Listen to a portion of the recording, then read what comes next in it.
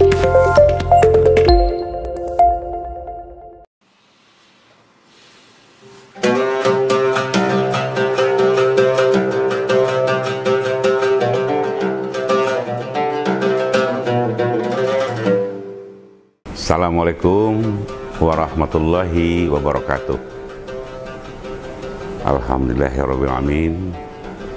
Wassalatu wassalamu ala asrafil anbiya wal mursalin wa ala alihi wa ashabihi ajma'in. Allahumma shalli ala sayyidina Muhammad wa ala ali sayyidina maulana Muhammad. Amma ba'd. Izinkan saya pada kesempatan ini memberikan beberapa tips kepada Bapak, Ibu, saudara-saudara, kaum muslimin yang sedang menjalankan puasa Ramadan. Kalaulah kita tahu dari aspek kesehatan betapa pentingnya puasa itu, dan juga satu lagi betapa bahayanya puasa itu, ini yang perlu kita berikan kaidah-kaidahnya agar puasa itu bisa dijalankan dan kita mendapatkan dua keuntungan. Pertama, keuntungan dunia, badan sehat, insya Allah penyakit jauh. Yang kedua, tentunya ibadah puasa itu yang tahu Allah Subhanahu wa Ta'ala bagaimana imbalannya. Karena yang satu itu tidak disebutkan Allah kepada Rasulullah, puasa aku yang langsung beri pahalanya. Jadi kontekstualnya sekarang ini bagaimana kehidupan duniawi kita dengan melaksanakan puasa itu, dengan catatan quote and quote sesuai dengan keinginan dan perintah Rasulullah kepada kita menjalankan puasa. Karena itu saya katakan tadi bahwa puasa ini ada dua loh, mau bisa menyebabkan terjadi tambah penyakit parah, atau tadinya nggak ada penyakit jadi penyakit, bisa loh kalau memang kaidah-kaidah puasa itu tidak kita jalankan. Karena mulai dari awal itu yang dipanggil bukan manusia, yang dipanggil itu orang-orang yang sudah siap mental. Ya, yang berpanggil puasa itu memang tidak semua orang, tidak ya ayyuhan nas, tapi ya alladzina amanu, orang-orang yang beriman. Iman itu ada di sana tingkatnya. Kenapa? Ini mohon maaf, perut lapar itu muncul, yang pertama muncul itu adalah nafsu terendah dari makhluk hidup. Pingin makan. Kalau yang namanya harimau dia nggak mikir, nampak makanan dia lahap. Kalau dihalangi dia ngamuk, dia lagi lapar.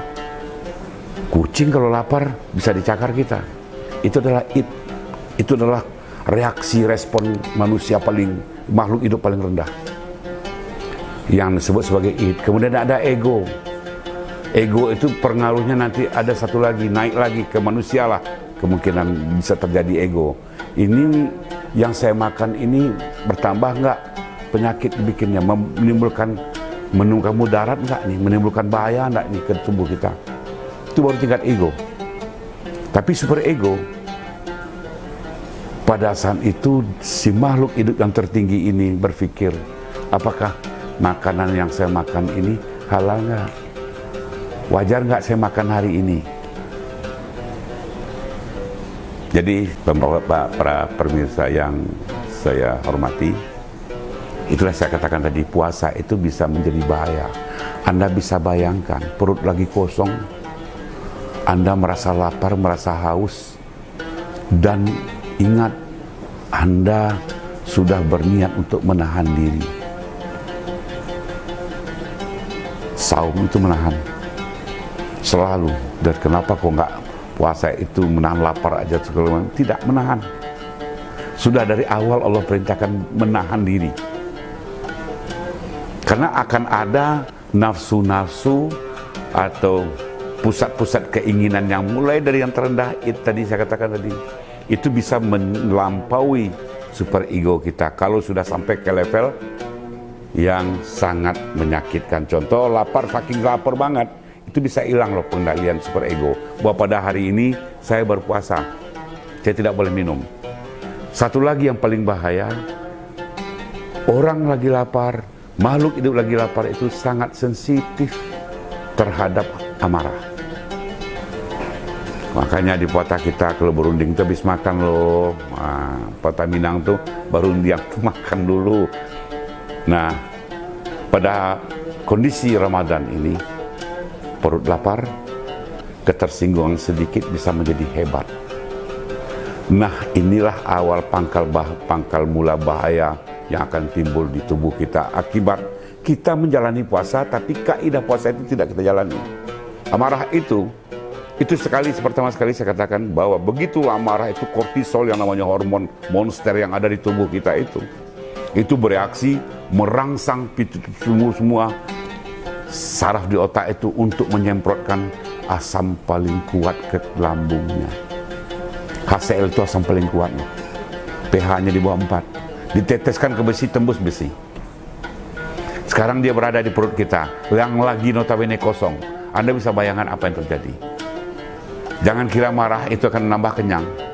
Marah itu justru akan mempersakit perut kita, akan membuat perut kita perih. Pada awal-awalnya masih ada layer lapisan anti asam tadi, lambat laun karena keseringan marah, keseringan muncrat asamnya tadi, itu bisa menyebabkan terjadi tukak lambung. Sudahlah, kalau ke bawah itu sudah sampai kemana-mana penyakitnya.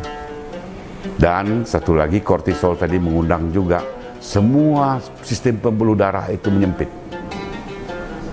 Nah, kalau kita yang udah usia di atas 40, itu sudah mulai terjadi penyempitan secara alami, ditambah lagi dengan marah, justru ini akan menyebabkan terjadinya penyempitan pembuluh darah yang hebat di sepanjang puasa Ramadan.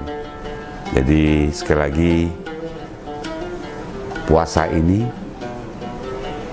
ada dua hal yang bertolak belakang bisa terjadi pada saat Ramadan ini.